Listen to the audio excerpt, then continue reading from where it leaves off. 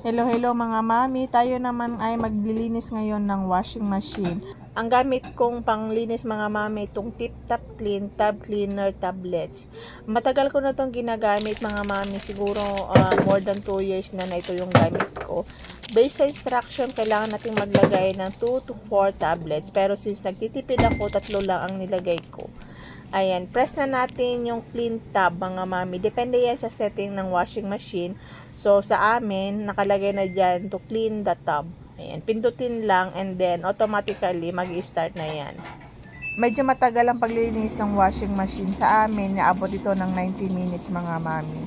Ayan, pwede na natin iwan to once na napindot na natin ang start. Ayan, nung narinig ko na lumabas yung unang tubig niya mga mami, chinek ko yung banyo namin. Ayan, ang dumi.